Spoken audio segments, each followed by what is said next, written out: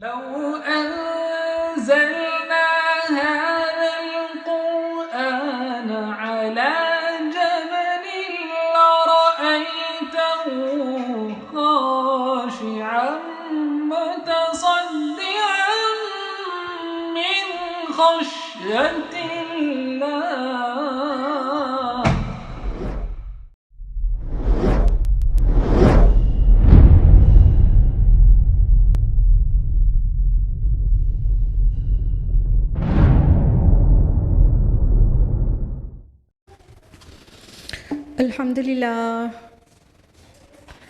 الحمدللہ رب العالمین والصلاة والسلام علی رسولہ الکریم وعلی آلہ واصحابہ اجمعین اما بعد واعوذ باللہ من الشیطان الرجیم بسم اللہ الرحمن الرحیم شہر رمضان الذی انزل فیہ القرآن ہدی للناس وبینات من الہدی والفرقان.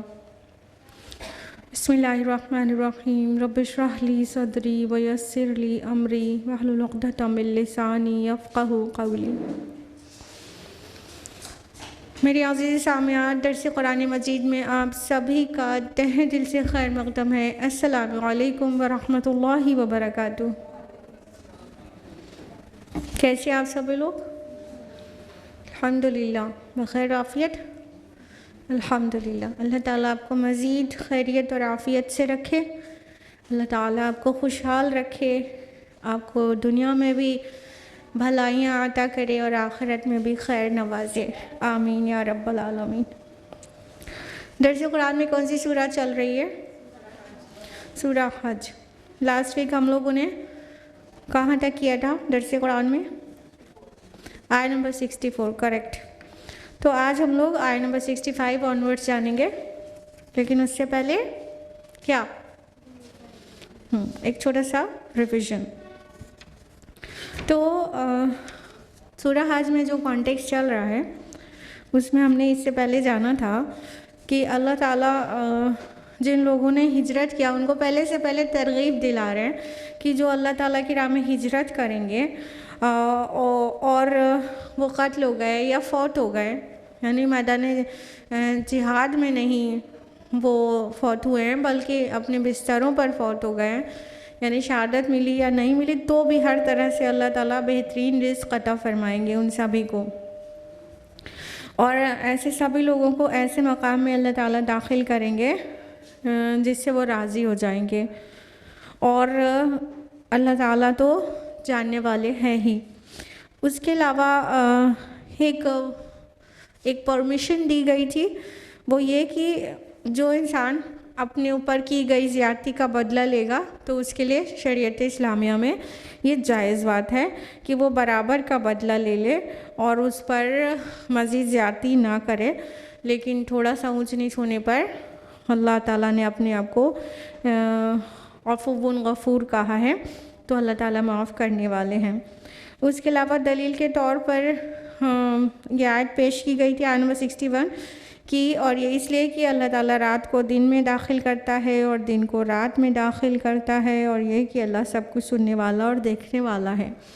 یعنی جس اللہ کے قبضۂ قدرت میں یہ کچھ ہے کہ اتنا پورا جو اسپیس میں جو کچھ ہو رہا ہے اور ہم جس کی وجہ سے ہم پر رات اور دن آتے جاتے ہیں، جو اس چیز پر قدرت رکھتا ہو پوری طرح سے، اس کے لیے کیا مشکل ہے کہ وہ مومنین صادقین کی مدد کریں، چاہے کہ وہ ابھی کمزور ہیں لیکن کل کو وہ اسٹرانگ ہو جائیں گے. اس کے بعد ہم لوگوں نے جانا تھا کہ توحید کی بہت زوردار تاکید آئی تھی کہ ذالک بأن اللہ هو الحق، یہ اس لیے کہ اللہ ہی حق ہے. تو اللہ تعالیٰ کے علاوہ جو لوگ اور معبودوں کو پکارتے ہیں وہ سب کے سب باطل ہیں. اور فرمایا کہ اللہ ہی آسمان سے پانی نازل فرماتا ہے جس سے زمین سرسبز ہو جاتی ہے، اور اللہ تعالیٰ بہت لطیف اور بہت خبیر ہے. یعنی اللہ تعالیٰ کی قبضۂ قدرت میں یہ سب بھی ہے. یعنی ابھی زمین بنجر نظر آ رہی تھی اور پھر وہ سرسبز ہو جاتی ہے بارش کے بعد. اسی طرح اے مسلمانوں تمہیں اس سے میسیج لینا چاہیے کہ ابھی چاہے تم کمزور اور ناتوان ہو، لیکن بہت جلدی یہ دن عدلتے بدلتے رہتے ہیں اور بہت جلدی تم بھی اسٹرانگ ہو جاؤ گے اللہ کی مدد سے. اور اللہ تعالیٰ کا ہی ہے ایکچولی زمین اور آسمان میں جو کچھ ہے، اور اللہ تعالیٰ الغنی اور الحمید ہے. لاسٹ ویک ہم نے یہ دونوں اسماء کی تفصیلات بھی بتائی تھی کہ غنی اور حمید کا معنی کیا ہوتا ہے. تو یہاں تک ہم لوگوں نے لاسٹ ویک کیا تھا. یہ تھی آیت نمبر 64. ناؤ موونگ ٹورڈز آیت نمبر 65. اعوذ باللہ من الشیطان الرجیم. بسم اللہ الرحمن الرحیم. الم تر ان اللہ سخر لکم ما فی الارض. کیا تم نے دیکھا نہیں کہ اللہ نے زمین کی سب چیزوں کو تمہارے لیے مسخر کر دیا ہے. والفلک تجری فی البحر بامری. اور کشتی کو جو چلتی ہے سمندر میں اس کے حکم سے. وَيُمْسِكُ السَّمَاءَ أَن تَقَعَ عَلَى الْأَرْضِ إِلَّا بِإِذْنِهِ. اور وہ تھامے ہوئے آسمان کو اور وہ گر نہ جائے زمین پر مگر اس کے حکم سے. إِنَّ اللَّهَ بِالنَّاسِ لَرَءُوفٌ رَحِيمٌ. یقیناً اللہ انسانوں کے ساتھ بہت ہی شفیق اور بہت مہربان ہے. اب یہ اللہ تعالیٰ اپنی کچھ سائنس بیان کر رہے ہیں. ہمارے گرد و پیش کچھ ایسی نشانیاں ہیں جس پر ہم غور کریں تو وہ توحید کی دلالت کرتے ہیں. تو توحید کے دلیل کے طور پر بھی اور کانٹیکسٹ میں آئیں گے تو مشرکین کا جو عذاب کا چیلنج تھا اس کے جواب میں بھی اللہ تعالیٰ اس آیت کو پیش کر رہے ہیں کہ کیا تم نے دیکھا نہیں کہ زمین میں جو کچھ ہے اس کو اللہ تعالیٰ نے تمہارے لیے مسخر کر دیا ہے. مسخر کرنے کا مطلب تابع فرمان بنا دینا ہوتا ہے، لیکن صرف یہی نہیں ہوتا. مسخر کرنے کا مطلب سروس میں لگا دینا بھی ہوتا ہے. تو آپ دیکھیے کہ زمین پر جو کچھ بھی ہے سب ہماری سروس میں لگا ہوا ہے. سب کچھ، نہ صرف زمین میں، آسمان تک بھی سب ہماری سروس میں لگے ہوئے ہیں. سورج کو جو حکم دیا گیا ہے وہ سن رائز ہوتا ہے، سن سیٹ ہوتا ہے، اور اس کی گرمی اور حرارت اور روشنی دونوں ہماری لائف سروائیول کے لیے کس قدر ضروری ہے، تو وہ ہماری سروس میں لگا ہوا ہے. اور کہا کہ کشتی جو چلتی ہے سمندر میں وہ اللہ کے حکم سے چلتی ہے. کہنے کا مطلب اس کو جو لا آف بائنسی ہے جو ہم نے بعد میں مطلب اس کو مینشن کیا ہے وہ ہم نے بعد میں کیا نا. لا آف بائنسی اللہ تعالیٰ نے تو پہلے ہی سے بنا دے رکھا ہے. فزیکل لاز اللہ نے رکھے ہیں یہ زمین پر، یہ پانی پر، یہ پورے جس میں ورلڈ میں ہم فزیکل ورلڈ میں رہتے ہیں، اس کے ساری چیز اللہ تعالیٰ نے اس کے جو فزیکل لاز ہے وہ اللہ نے بنائے ہیں نا. تو کشتی کو اللہ تعالیٰ نے ہمارے لیے مسخر کر دیا ہے. اس پہ غور کرنے کی بات ہے کہ بظاہر ایسا لگتا ہے کہ ہم جب پانی پہ ہم چلتے ہیں تو ڈوب جاتے ہیں، لیکن اللہ تعالیٰ نے کشتی کو اس پر چلنے کی اجازت دی ہے. ٹھیک ہے، کشتی کس طرح سے چلتی ہے. انسان نے جب جان لیا کہ کس طرح سے مطلب پانی کے اوپر موومنٹ کس چیز کا ہو سکتا ہے، کون سی چیز فلوٹ کر سکتی ہے، تو اس نے لا آف بائنسی جاننے کے بعد لا آف آرکیمیڈیز آیا اور وہ سب سے ہم نے جان لیا کہ کس طرح پانی پر یہ چلتی ہے. حالانکہ یہ لا آف بائنسی سے اویئر ہونے سے پہلے بھی انسان کشتی میں سفر کرتا تھا. قرآن نازل ہوا اس سے بھی پہلے اور پہلے نوح علیہ السلام کو کشتی بنانے کا حکم دیا گیا تھا. تو ان کو بھی یہ پتہ تھا کہ ہم کس طرح سے کشتی کو ڈیزائن کریں تو یہ تیرنے لگے گی اور ڈوبے گی نہیں. بظاہر کیا ہے کہ انسان کو ایسا لگتا ہے پانی پہ کھڑا ہوگا تو ڈوب جائے گا، لیکن کشتی چلتی ہے اس پہ اتنے زیادہ سے انسان ہوتے ہیں، نہیں ڈوبتی. ایک کیل ہو، ایک نیل ہو، وہ پانی میں ڈالیے ڈوب جائے گی. لیکن اس سے زیادہ وزن کا لکڑی کا ٹکڑا جس کا سرفیس زیادہ ہو تو وہ اور اس کی ڈینسٹی کم ہو تو اس کو پانی پہ رکھے تو وہ تیرنے لگے گا. تو سائنٹسٹ سمجھ گئے کہ فنڈا کیا ہے. تو اللہ تعالیٰ نے وہ سب لاز بنائے ہیں نا، فزیکل لاز. اللہ نے پابند کیا ہے نا پانی کو، اللہ نے پابند کیا ہے کشتی کو. اگر یہ فزیکل لاز اللہ وڈرا کر لے تو پھر سب ڈوب جائے، سب چیز ہی. کشتی بھی نہیں ٹھہر سکتی پانی کا، وہ لکڑی کا ایک ٹکڑا چاہے جتنا کم اس کی ڈینسٹی ہو اور کتنا ہی بڑی سرفیس ہو تب بھی وہ ڈوب جائے گا. اللہ تعالیٰ فزیکل لا اس میں سے لے لے تو ٹھیک ہے. تو اس کو مسخر کرنا کہتے ہیں کس طرح اللہ نے ہمارے تابع فرمان بنا دیا ہے، اور فرمایا کہ دیکھتے ہو تم تھامے ہوئے ہیں اللہ تعالیٰ آسمان کو کہ زمین پر گر نہ جائے۔ کیا مراد ہے اس سے؟ آج ہم اسے کاسمک بیلنس کہتے ہیں، جس چیز کو اللہ تعالیٰ کہہ رہے ہیں تھامے ہوئے ہیں، گر نہ جائے۔ کتنی آسان الفاظ، آسان انداز میں بتایا گیا ہے۔ کیوں ہم غور نہیں کرتے کہ یہ زمین، یہ پورے خلا میں کوئی بھی چیز جو ہے اسٹیشنری نہیں ہے، ہر چیز موشن میں ہے، بلکہ ریولیوشن میں ہے، ٹھیک ہے، ہر چیز موو کر رہی ہے۔ لیکن اگر ذرا سا کسی کے موومنٹ کا کوئی بھی اپنا راستہ ذرا سا بھٹک جائے، ادھر ادھر ہو جائے، تو دوسرے سے ٹکرا جائے، جب ٹکر ہوگی تو سب دھڑام سے گر پڑے گا، اس طرح کا ہو جائے۔ لیکن ایسا کچھ بھی نہیں ہوتا، ایسا کچھ بھی نہیں ہوتا۔ ہاں، آسمان یعنی سیلیسٹل باڈیز، سب کوئی چیز زمین پہ نہیں گر جاتی۔ بڑے بڑے آسمانی پتھر ہیں، لیکن ایسٹیرائڈس جن کو کہتے ہیں، چھوٹے چھوٹے ایسٹیرائڈس تو ریکارڈ میں آتے رہتے ہیں کہ گرے زمین پر کہیں نہ کہیں، لیکن بڑے بڑے ایسٹیرائڈز اگر گر جائیں تو سب ہم تباہ ہو جائیں۔ تو اللہ تعالیٰ ہر چیز کو روکے ہوئے ہیں، مطلب اس کے اندر ایک کاسمک بیلنس ہے، پوری خلا جو ہے اسپیس، اس میں ایک کاسمک بیلنس ہے۔ تو زمین کو اپنا آربٹ بتا دیا گیا ہے، وہ اپنے آربٹ میں گھوم رہی ہے، اور سارے جو پلینٹس ہیں وہ اپنے آربٹ میں گھوم رہے ہیں، ذرا سا بھی ادھر ادھر نہیں ہوتے ہیں۔ اگر ذرا سا بھی ادھر ادھر اپنے آربٹ سے کھسک جائیں، یعنی بیلنس بگڑ جائے، تو پھر زمین پہ گر جائیں تو پھر کیا حال ہو ہمارا؟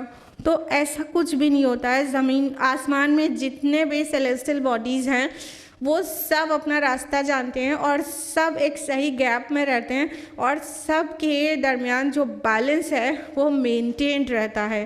تو اگر اللہ تعالیٰ وہ کاسمک بیلنس خالی سلب کر لے تو سب ایک دوسرے سے ٹکرا کر سب پیرش ہو جائیں۔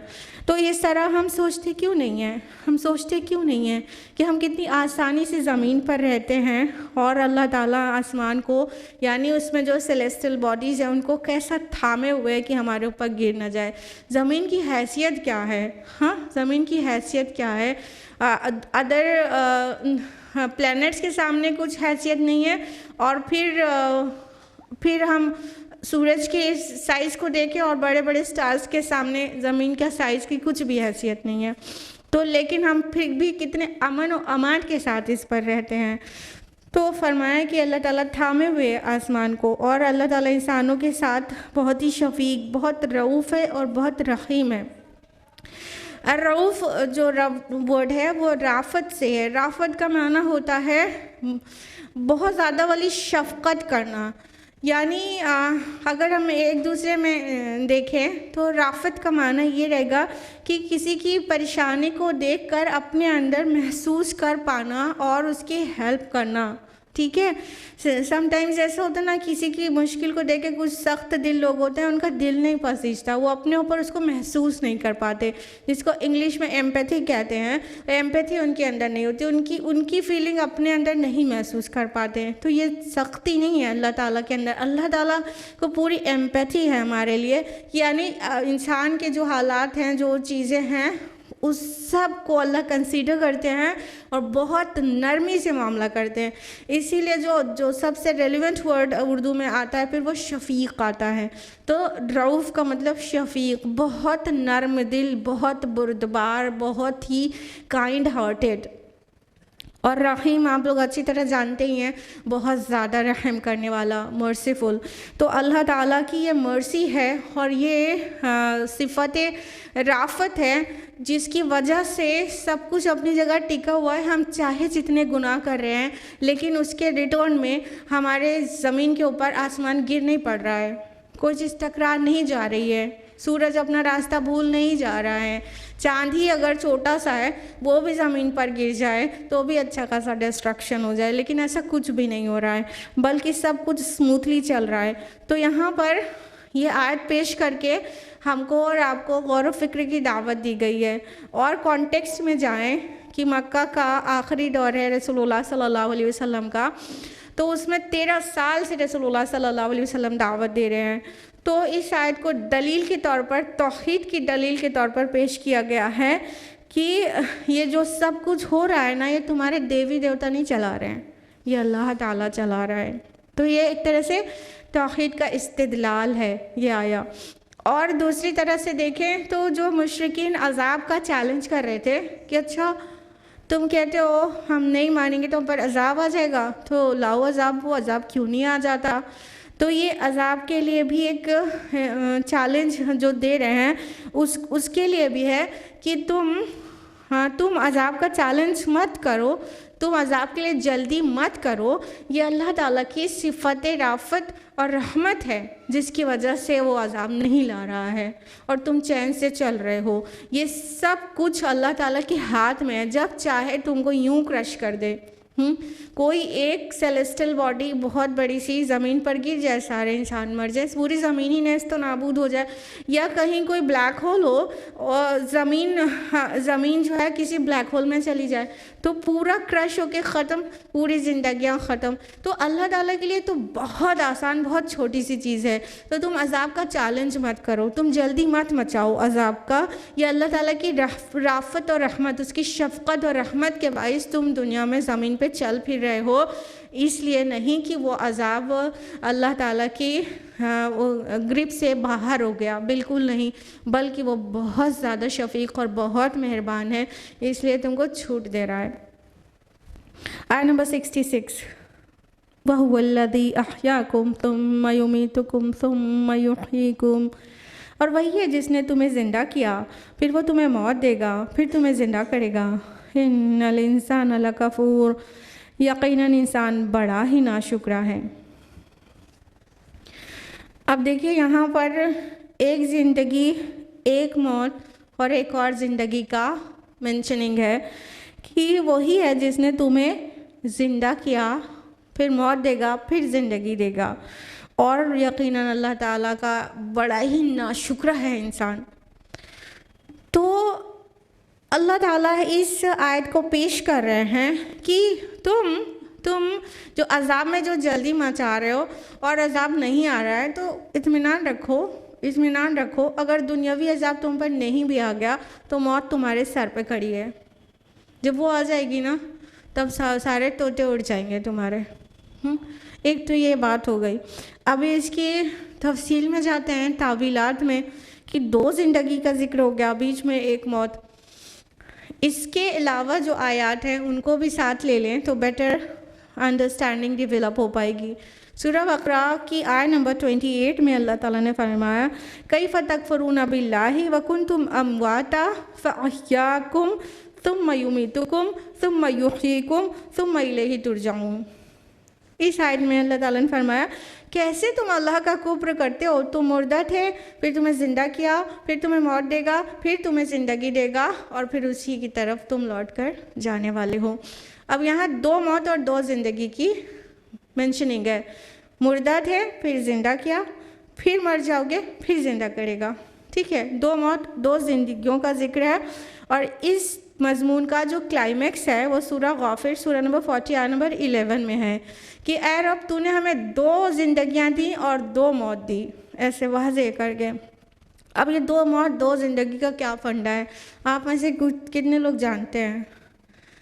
2 3 4 5 6 لوگ جانتے ہیں یہ 2 موت 2 زندگی کہ کیا ایکچولی فلسفی ہے، قرآنک فلسفی۔ آپ بھی چلیے 7 ہو گئے، ماشاء اللہ، بارک اللہ۔ تو آپ کی آواز تو یہاں مائک تک نہیں پہنچ پائے گی، اس لیے ریکارڈ نہیں ہو پائے گی، پھر بھی پوچھیں گے۔ یہ سسٹر آپ بتائیے یہ 2 موت 2 زندگی سے کیا مراد ہے؟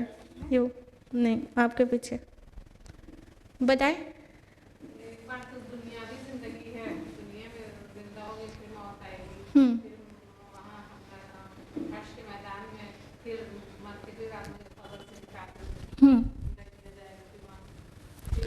تو 2 زندگی تو ریکگنائز کر رہے ہیں، 2 موت نہیں بتایا۔ چلیے ہم بتاتے ہیں۔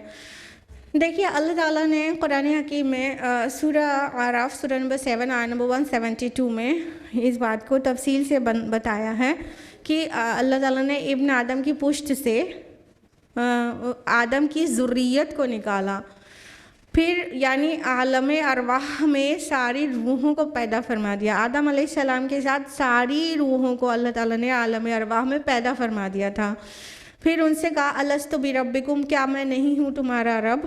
تو سب نے کہا قالوا بلا شہدنا، تو انہوں نے کہا کیوں نہیں، ہم شہادت دیتے ہیں۔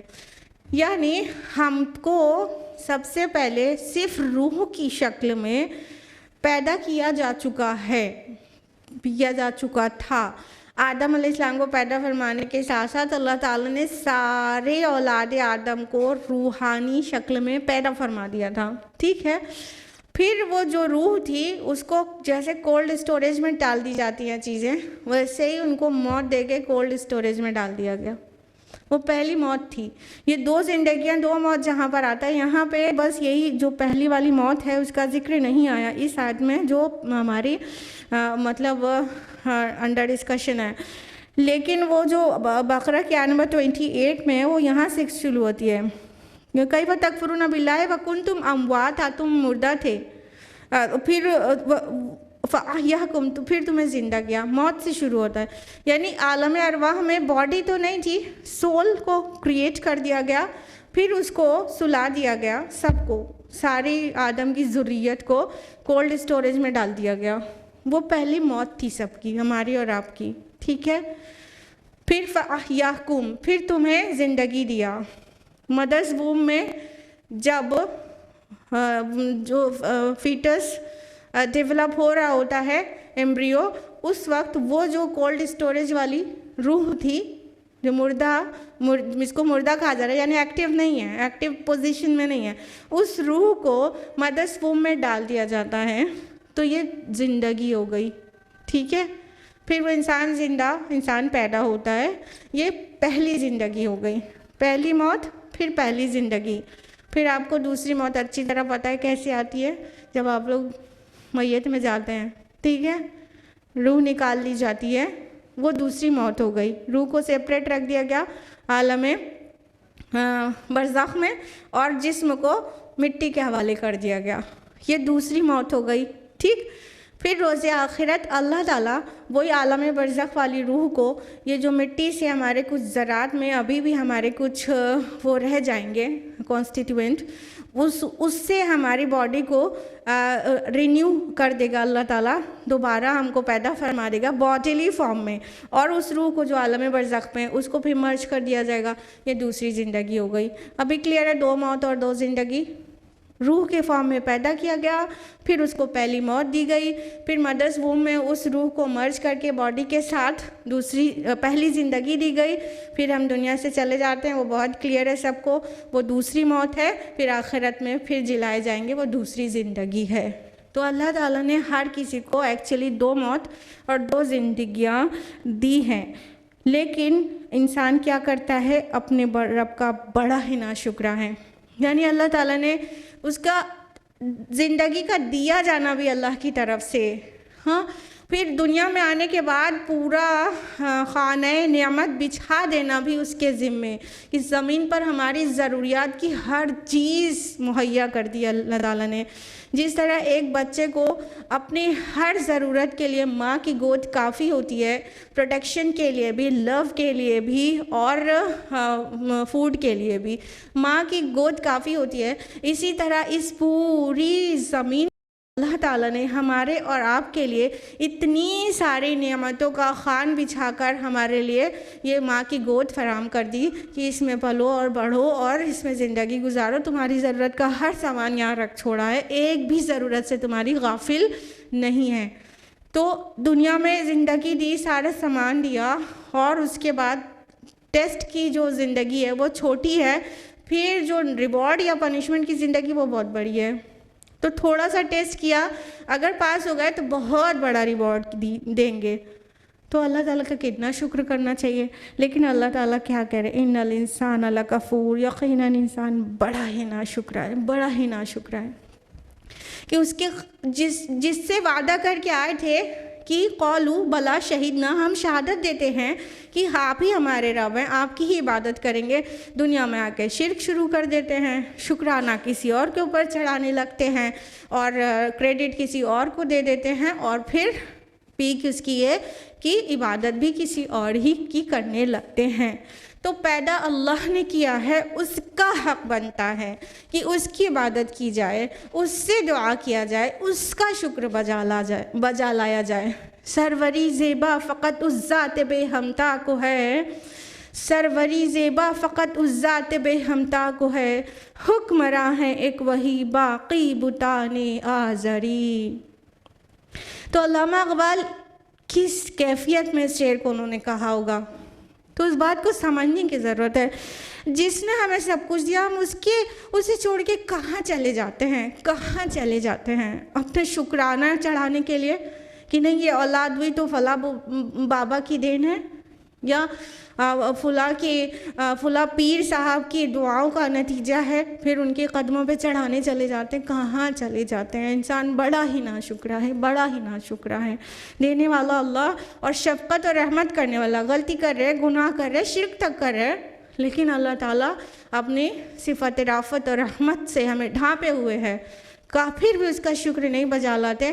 بڑا ہی ناشکرا ہے انسان، بڑا ہی ناشکرا ہے۔ لئن شکرتم لأزیدنکم، اگر تم شکر گزاری کرو گے ہم تمہیں اور دیں گے۔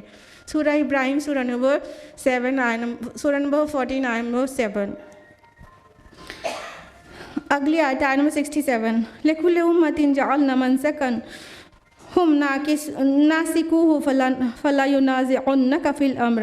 ہم نے ہر امت کے لیے قربانی اور عبادت کے لیے طریقے مقرر کر دیے ہیں جن کی وہ پیروی کرتے ہیں، تو انہیں آپ سے اس معاملے میں جھگڑنا نہیں چاہیے۔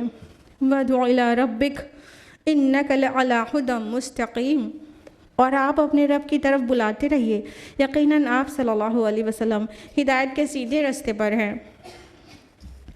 اب اللہ تعالیٰ فرما رہے ہیں، اب اس کا کانٹیکس یاد رکھیے گا، مکی لائف کا لاسٹ پیریڈ۔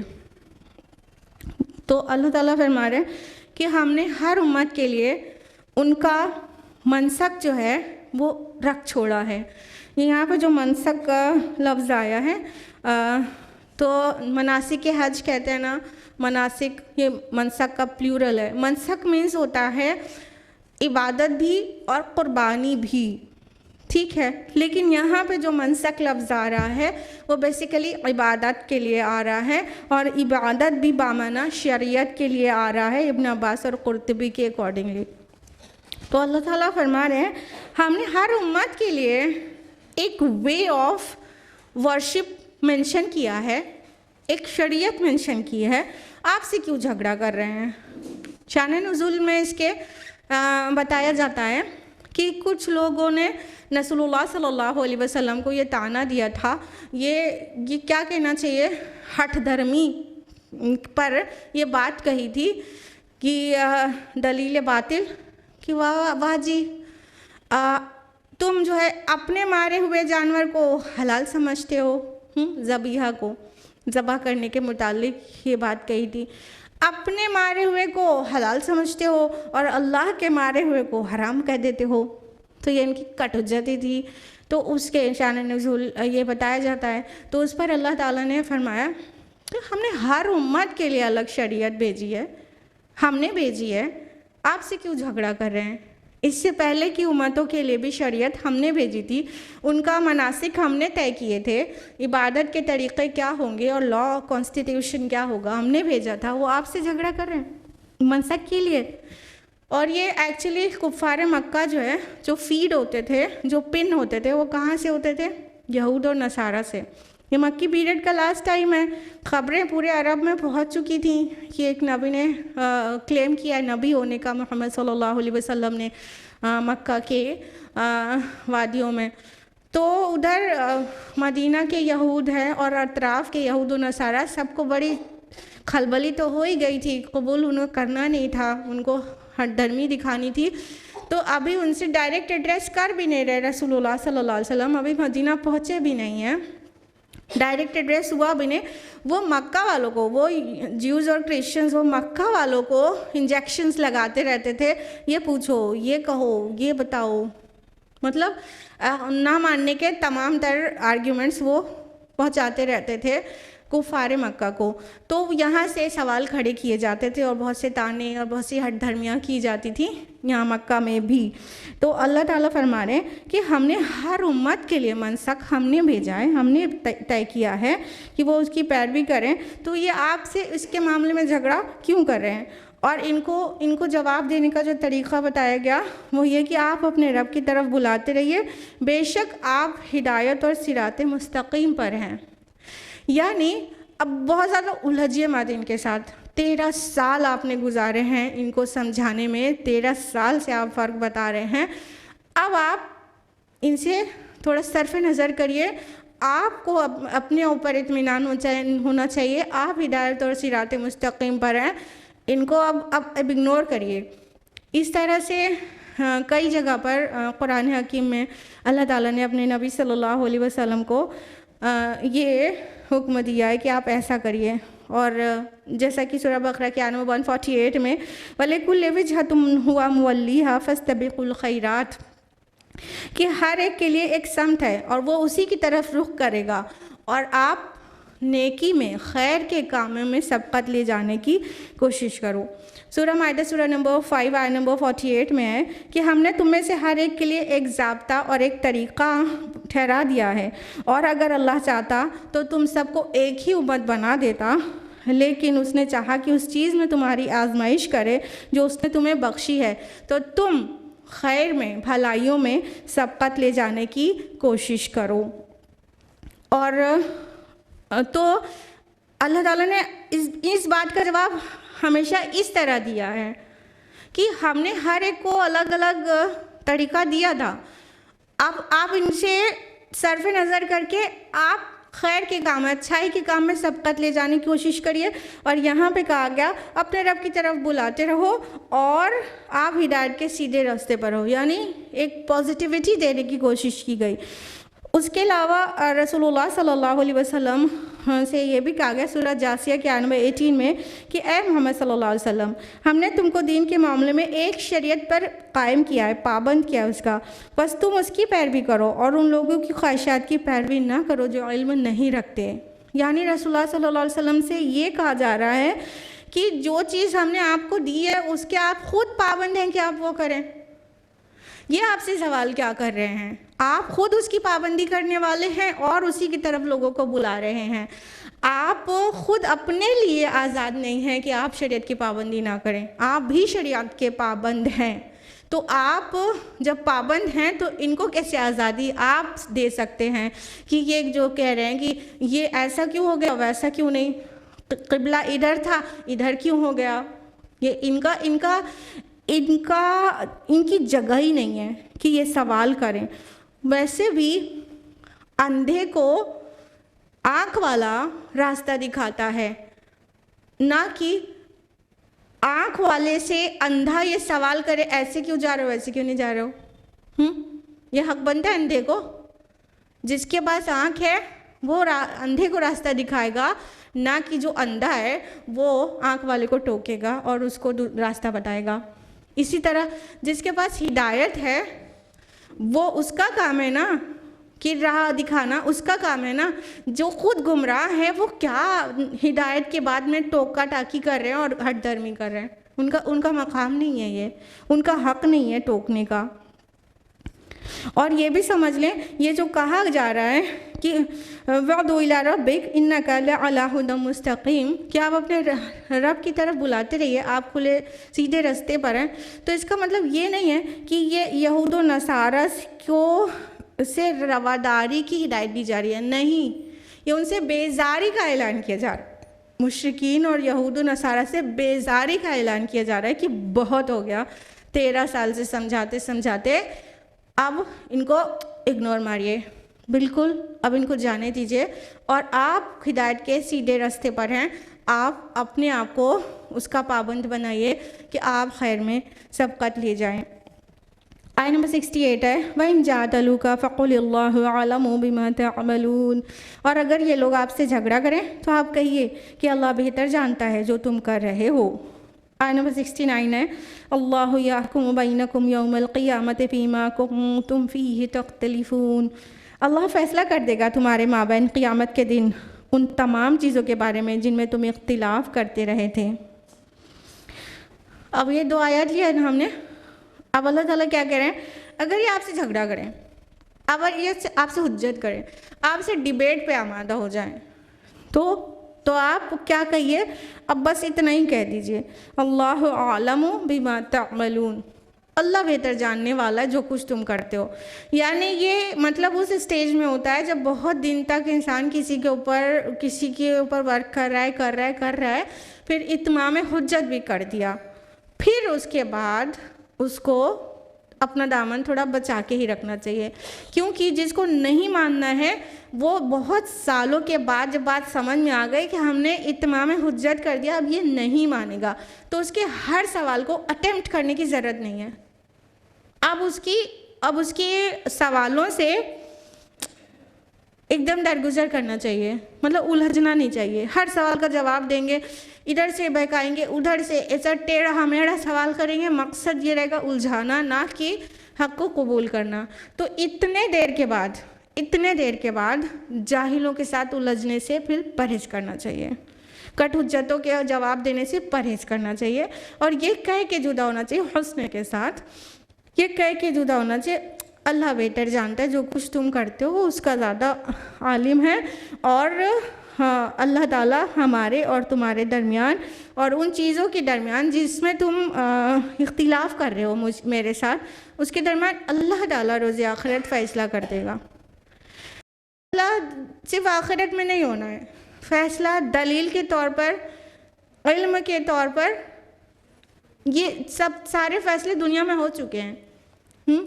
نبی کے پاس دلیل واضح ہے، اللہ کے وحی ہے اس کے پاس، تو وہ علم سے اور دلائل سے دنیا میں فیصلے کر دیے جاتے ہیں، لیکن مشاہدے سے، عملی مشاہدے سے فیصلہ آخرت میں ہوگا، کھول کے رکھ دیا جائے گا آخرت میں۔ یہاں جو کچھ ہے علم کے ساتھ اور عقل کے ساتھ اور دلائل کے ساتھ پیش کیا جا رہا ہے، کوئی بھی صحیح جس کے دل میں وہ نہیں ہے، بغض نہیں ہے، جس کے پاس کسی بھی طرح کا اپنے لیے، اپنی قوم کے لیے اور کسی بھی قسم کی عصبیت نہیں ہے، تو پھر وہ انسان کو واضح ہو جائے گا۔ لیکن جو عصبیت اور بغض لے کے کسی بات کو سنے گا تو اس پر کبھی بھی واضح آپ نہیں کر سکتے۔ آپ پر یہ نہیں ہے کہ وہ سامنے والا مان لے، آپ پر کیا ہے کہ آپ پہنچا دیں، کھول کر پہنچا دیں۔ لیکن جب وہ الجھنے لگے، سوال جواب کرنے لگے، اور خالی سوال جواب نہیں، ڈیبیٹ پہ آمادہ ہو جائیں، تو کہہ دیجئے ہمارا اور تمہارا فیصلہ تو آخرت میں اب ہو جائے گا، حسن کے ساتھ، ابھی بھی حسن کے ساتھ ہی۔ جاہلوں کے ساتھ خود بھی جہالت والا انداز نہیں اختیار کرنا چاہیے کہ ایک دم سے ہائپر ہو گئے اور عجیب الفاظ استعمال کرنے لگے، غصے میں آ گئے کہ مطلب اتنی دیر سے باطل پر وہ الجھ رہا ہے۔ نہیں، مومنین کا یہ طریقہ نہیں ہوتا، داعیان اسلام کا یہ طریقہ نہیں ہے۔ کیا کہا اللہ تعالیٰ نے سورہ نحل سورہ نمبر 16 آیت نمبر 125 میں؟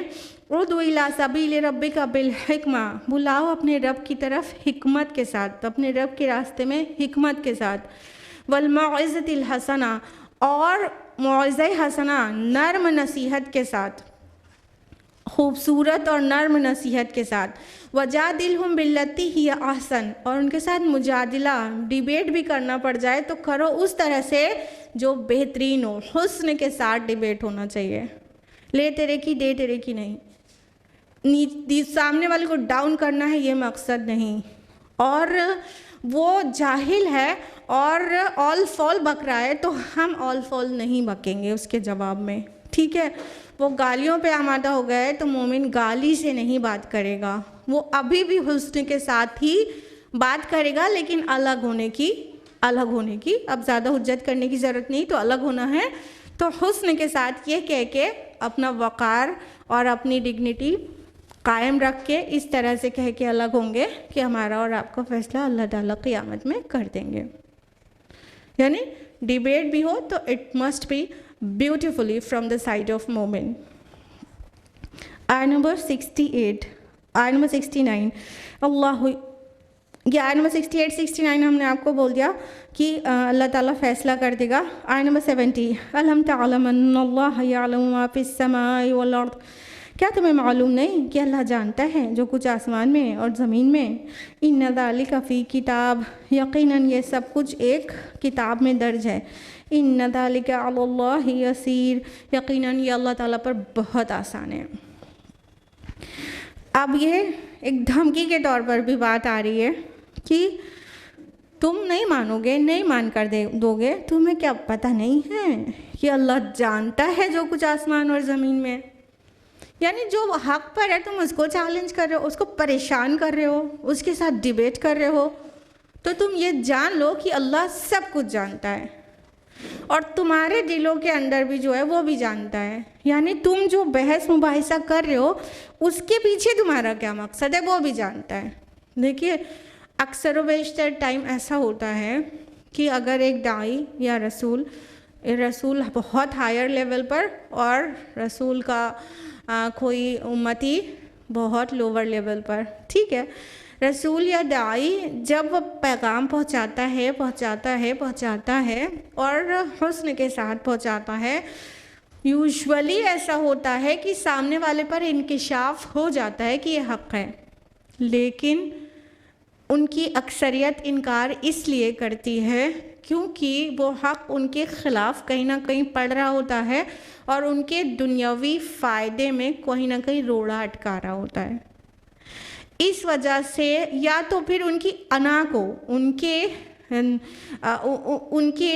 ایگو کو ٹھیس لگ رہی ہوتی ہے، تو اس وجہ سے انکار کر دیا جاتا ہے.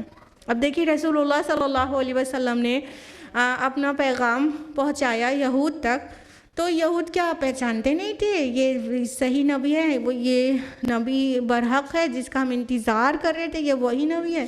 پہچانتے نہیں تھے کیا؟ قرآن حکیم نے یہ تک واضح کر دیا ان کے متعلق کہ وہ تو ان کو ایسے پہچانتے تھے جیسے اپنے بیٹوں کو کوئی پہچانتا ہے. کوئی اپنا بیٹا باہر کھیل کے اور کیچڑ میں سنا ہوا بھی آئے گا تو بھی ماں باپ اسے پہچان جائیں گے نا کہ کوئی اور بچہ نہیں گھر میں گھس گیا، ہمارا ہی بچہ ہے، پہچان جائیں گے نا. کیسا بھی ہوگا ماں باپ پہچاننے میں دھوکہ نہیں کھا سکتے ہیں نا. تو اپنے بیٹوں کو جس طرح انسان بہت اچھا اور بہت مطلب یقین سے پہچانتا ہے، بہت اچھا پہچانتا ہے، اتنی اچھی طرح سے یہود پہچان گئے تھے کہ یہ وہی نبی آخر الزماں ہے جو ہماری کتابوں میں جن کی پیشن گوئی کی گئی ہے اور ان کی پروفیسیز پوری ہماری کتابوں میں بھری پڑی ہے.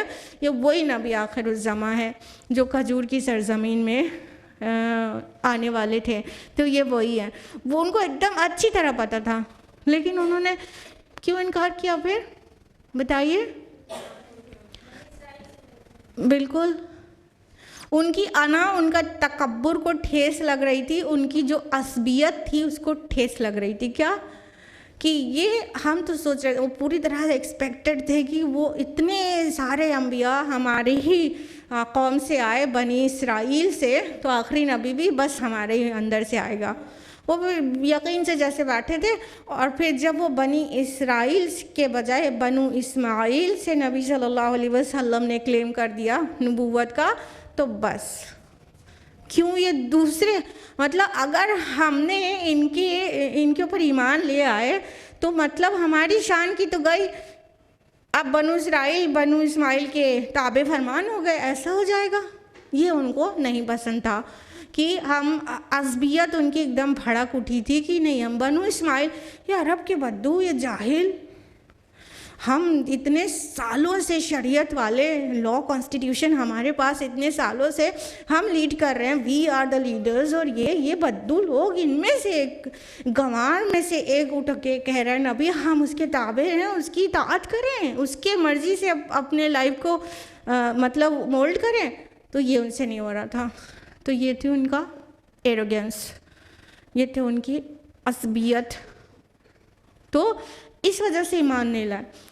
اس طرح سم ٹائمز داعیان اسلام بھی لے کر اللہ کے دین کی دعوت اٹھتے ہیں تو وہ اس لیے لوگ سمجھ جاتے ہیں یہ صحیح ہے، ہوتا نہیں آپ سب کے ساتھ، لوگ جانتے ہیں, ایون سم ٹائمس کہتے بھی ہاں حق ہے, لیکن اس کو ماننے میں ان کا کوئی دنیاوی نقصان ہو رہا ہوتا ہے, یا تو کوئی نفس پہ ایک ٹھیس پہنچ رہی ہوتی ہے, نفس پہ, ہاں, جس کو برداشت کرنے کہ وہ طاقت نہیں رکھ پاتے اپنے اندر, اپنے نفس کے غلام ہوتے ہیں, یا تو دولت کے غلام ہیں.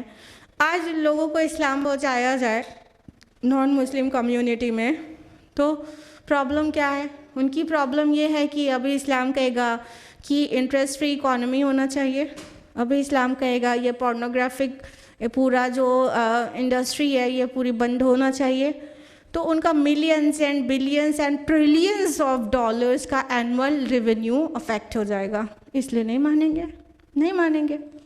ذاتی سطح پر بھی یہی ہوتا ہے کہ کچھ حق بات پیش کی جا رہی ہے, لیکن جو انسان نفس کا غلام ہے اس کے پاس کا نہیں, اسے تو اپنی حسن کو دکھاتے پھرنے میں بہت مزہ ہے, اور اپنا جتنے پارٹیز میں جائیں اسے سیلفی لیں اور پھر اس کو واٹس ایپ اسٹیٹس اور فیس بک اسٹوری پہ ڈالیں, پھر بہت سارے لائکس آئیں, اور وہ یہ سب ان کی کمزوریاں ہیں.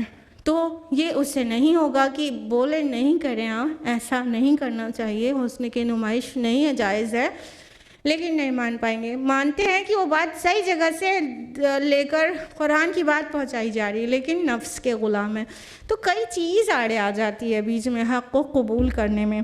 تو حق کو قبول کرنے والے جو نہیں کرنا چاہتے ہیں, تو وہ لوگ کو اللہ تعالیٰ دھمکی دے رہے ہیں کہ کیا تم جانتے نہیں ہو آسمان اور زمین میں جو کچھ ہے وہ اللہ جانتا ہے, اور سب کچھ ایک کتاب میں درج ہے. اب یہ کتاب کون سی ہے؟ بعض کے نزدیک یہ نامہ اعمال ہے, اور ابن عباس, قرطبی اور اکثر اسکالرز کے نزدیک یہ لوح محفوظ ہے, پریزروڈ ٹیبلٹ, کتاب مکنون ہے. اور یہ کیا ہے ایکچولی؟ لوح محفوظ کیا ہے؟ اللہ تعالیٰ کا علم قدیم, وہاں پر سب چیزیں ریکارڈڈ ہیں. تو ہر چیز کا اللہ کو پتہ ہے, دل میں کیا تھا اور کس لیے بات نہیں مانا رسول یا داعی کی, وہ اللہ جانتا ہے. تو دھمکی کے طور پر یہ پیش کیا جا رہا ہے, جان لو اللہ تعالیٰ سب کچھ جانتا ہے, and everything and every moment of your life and each and everything has been recorded in the preserved tablet. سب کچھ لوح محفوظ میں ہے, جان لو اللہ تعالیٰ سب کچھ جانتا ہے. And it's really so easy for اللہ سبحانہ و تعالیٰ, ان ذالک علی اللہ یسیر, یہ اللہ پر بہت آسان ہے. It's quite simple and easy for ہم, کیوں ہر چیز جاننا, کیونکہ ہم کو جاننے میں ہم پاسٹ پریزنٹ اور فیوچر ٹینس پڑھتے ہیں اسکول میں, اور وہیں تک اٹک کے رہ جاتے ہیں کہ چلو ٹھیک ہے, پاسٹ کی چیز انسان پہ گزری ہے وہ جانتا ہے, پریزنٹ اس کے سامنے ہے وہ جانتا ہے, فیوچر کی کیسے جان سکتا ہے؟ فیوچر کیسے دکھ سکتا ہے اور کیسے کوئی جان سکتا ہے؟ تو ایکچولی جب ہم اس ٹائم اینڈ اسپیس کمپلیکس سے باہر آئیں گے تب ہمیں سمجھ آئے گا. یہ جہاں ہم رہ رہے ہیں فزیکل ورلڈ, یہ ٹائم اور اسپیس کمپلیکس میں ہم رہ رہے ہیں. یہ جو یونیورس جس کو ہم کہتے ہیں, this is time and space complex. جب ہم, اور اللہ تعالیٰ ٹائم اینڈ اسپیس کمپلیکس میں نہیں رہتا ہے, کہنے کا مطلب اللہ کے علم میں تو سب کچھ ہے, لیکن دیر از نو ٹائم بفور اللہ سبحانہ تعالیٰ, دیر از نو اسپیس بفور اللہ سبحانہ تعالیٰ. ٹائم اینڈ اسپیس کمپلیکس کا باؤنڈ نہیں ہے اللہ تعالیٰ. عالم بالا میں جو کچھ ہے وہاں there is no time, T is equal to zero. آپ کو پتہ جو ہے نا کہ رسول اللہ صلی اللہ علیہ وسلم جب معراج پر گئے تھے تو وہ کچھ بھی وقت نہیں لگا تھا. کہاں گئے تھے؟ ٹائم اینڈ اسپیس کمپلیکس سے نکل کر عالم بالا پر چلے گئے تھے, تو وہاں ٹائم وائم کچھ نہیں ہوتا. اب جب ٹائم ہی نہیں ہے تو آپ کو اسکول میں جو بچپن سے پڑھایا گیا ہے پاسٹ پریزنٹ اور فیوچر, ہم لوگ بھی اپنے اسکول پڑھاتے ہیں, یہی ٹائم اسپیس کمپلیکس میں یہی ورک کرتا ہے. ٹھیک ہے, عربی زبان میں فعل ماضی اور مضارع ہی ہوتا ہے, لیکن زیادہ تر زبانوں میں پاسٹ پریزنٹ فیوچر 3 ٹینسز ہوتے ہیں. تو یہ جو ٹینس ہے اس کے پابند ہم ہیں, اور عالم خلق میں ہیں, اور عالم امر میں ٹائم کی کوئی پابندی نہیں ہے, ٹائم ہوتا ہی نہیں. اب جب آپ ٹائم کو ہٹا دیں تو فیوچر کچھ بچا وہاں؟ پاسٹ پریزنٹ اور فیوچر سب ایک برابر پلین پر آ گیا نہیں آ گیا؟ میرے پوائنٹ سمجھ پا رہے کہ نہیں؟ جب ٹائم ہی ہٹا دیا تو there is no past present and future, سب فلیٹ ہو گیا۔ تو اب اللہ تعالیٰ کے علم میں وہ سب کچھ برابر سے رہنا، جیسا پاسٹ کی چیزیں ہمیں پتہ ہیں بہت اچھی طرح، ہم وہاں وٹنس تھے، ویسے ہی اللہ تعالیٰ کو پاسٹ پریزنٹ اور فیوچر ہر چیز پتہ ہے، کوئی مسئلہ ہی نہیں ہے ٹائم کا نا۔ ابھی سمجھ آیا کہ اللہ کے لیے کتنا آسان ہے۔ ہم اپنے ریسٹرکٹیڈ فزیکل لاس کے اندر رہ کے سوچتے ہیں تو ہم سوچتے ہیں کہ مطلب یہ کیسے ممکن ہے؟ ہم جہاں جی رہے ہیں اس حساب سے سوچ رہے ہیں۔ اس تھوڑا just think out of the box نا، اس ڈبے سے باہر آ کے سوچیں گے تو سمجھ آ جائے گا۔ ہاں تو میٹر یہ ہے اللہ کے لیے اس لیے بالکل آسان ہے، اور جس کو ہر چیز کا علم نہیں وہ خدا ہی نہیں۔ اگر علم میں لیکنگ ہے، کوئی ہستی جس کو معبود قرار دیا جا رہا ہے تو وہ خدا نہیں ہو سکتا، وہ اللہ نہیں ہو سکتا، کہ وہ کہیں نہ کہیں لیکنگ ہے۔ اور اللہ تعالیٰ ہر نگیٹو سے، ہر نگیٹیوٹی سے، ہر کمی کمزوری خامی سے منزہ ہے، مبرہ ہے۔ وہ ہی is beyond and beyond and beyond every weaknesses. تو اللہ تعالیٰ کی ذات کے بارے میں بات ہو رہی ہے، اس کے لیے بہت آسان ہے، سب کچھ جاننا بہت آسان ہے، اٹس کوائٹ سمپل۔ آیت نمبر 71 وَيَعْبُدُونَ مِن دُونِ اللَّهِ مَا لَمْ يُنَزِّلْ بِهِ سُلْطَانًا، اور وہ پرستش کرتے ہیں اللہ کے سوا ایسی چیزوں کی جن کے بارے میں اس نے کوئی سند نہیں اتاری۔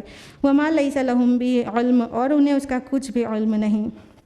وَمَا لِلظَّالِمِينَ مِن نَصِيرٍ، اور ایسے ظالموں کا کوئی مددگار نہیں ہوگا۔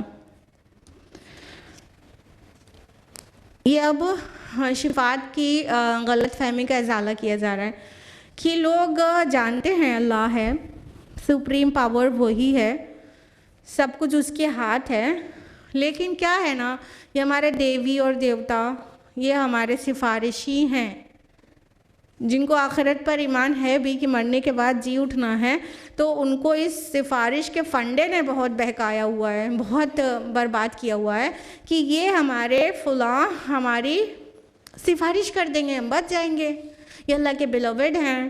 تو اللہ تعالیٰ فرما رہے ہیں کہ وہ اللہ کے علاوہ کسی اور کی پرستش کرتے ہیں، اس لیے کہ وہ سفارش کر دیں گے، ان کو اس کا کچھ بھی علم نہیں ہے، نہ عقلی نہ نقلی، کوئی بھی علم نہیں ہے۔ عقل کی بنیاد پر راشنل کوئی لاجک یا پھر کوئی نقلی مطلب کہیں سے ریویلڈ نالج کچھ بھی نہیں ہے۔